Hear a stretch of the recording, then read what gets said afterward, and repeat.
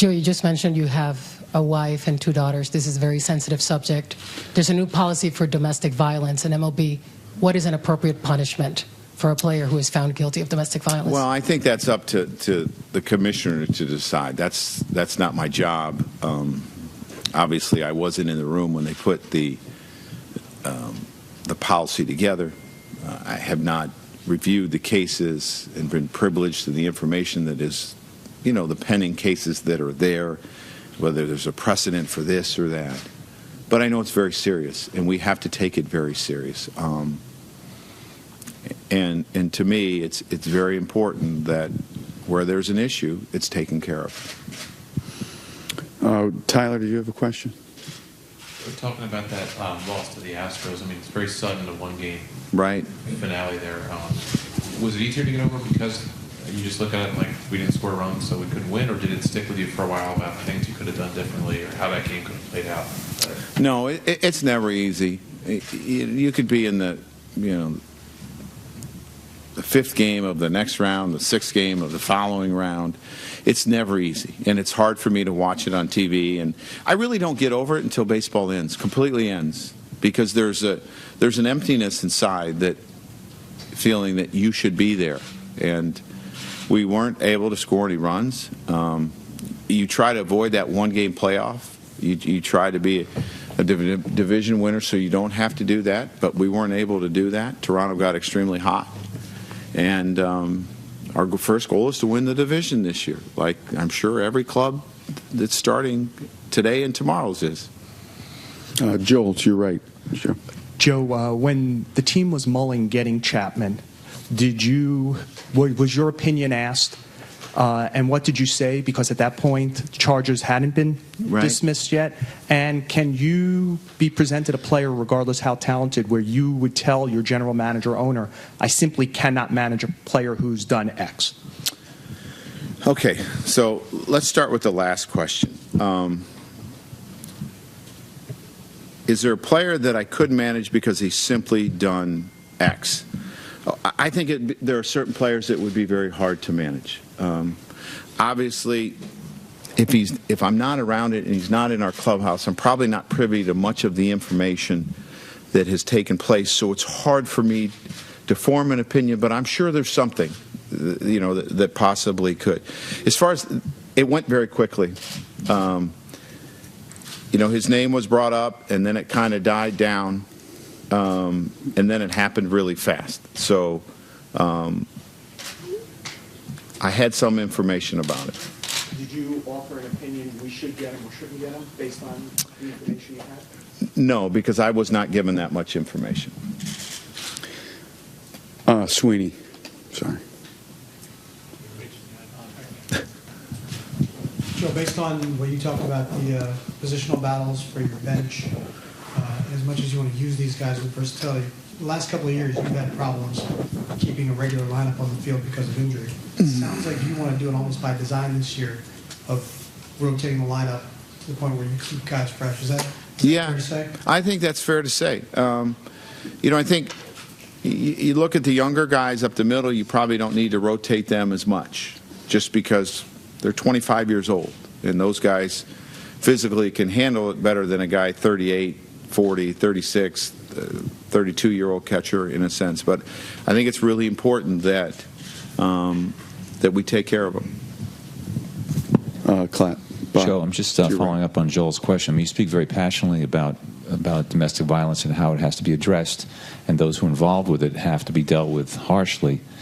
But Chapman was found guilty of nothing. I mean, he's absolved legally.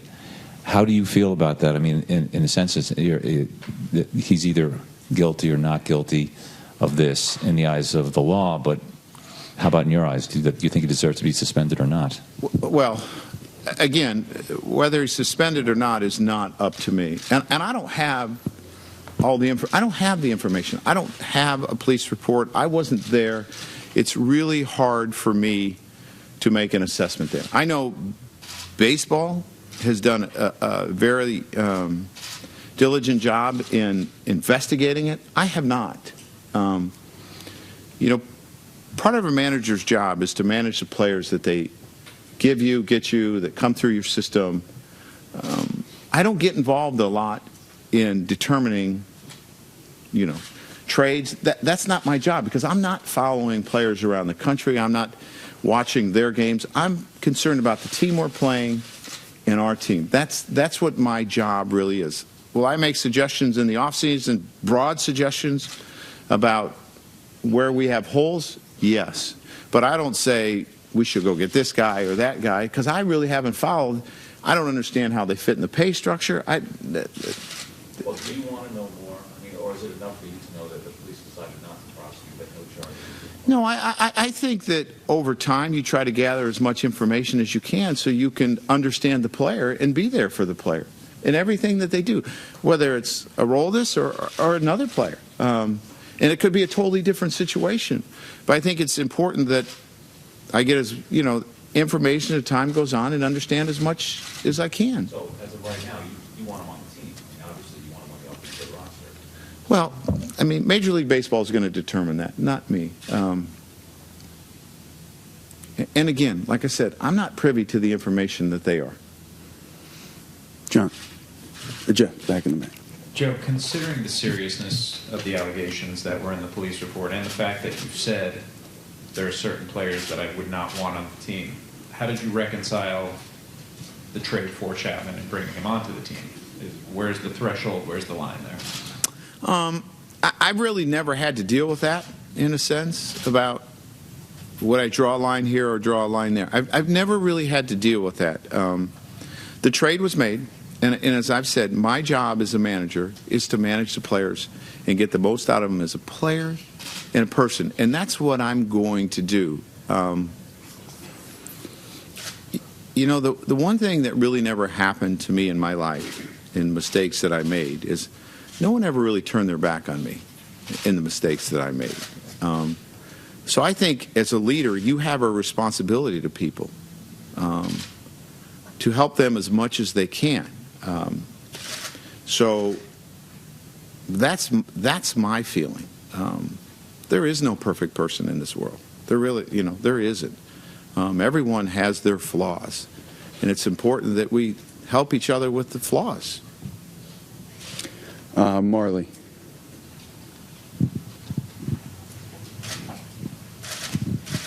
Joe, at the end of last year, you said that there were some, and I apologize because I'm not going to quote you correctly, along the lines of mending some fences with Jacoby Ellsbury.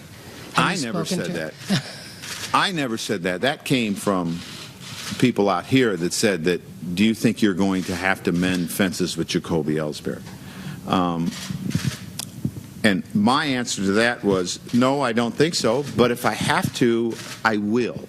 I had a tough decision. Brett Gardner's been pretty successful here too. And maybe he wasn't as big as a free agent signee as Jacoby Ellsbury, but Brett Gardner has been extremely productive in his career when you look at it. And that was a hard decision. I was going to disappoint someone immensely, no matter if I sat Jacoby or I sat Girardi. It was a choice. So if I have to, I will. But I did what I thought was best for the team. There was a lot of conversation about it. I talked to a lot of people about it. And there are tough choices you have to make as a leader. And you do the best you can with the information you got. I have talked to him over the winter. Yeah.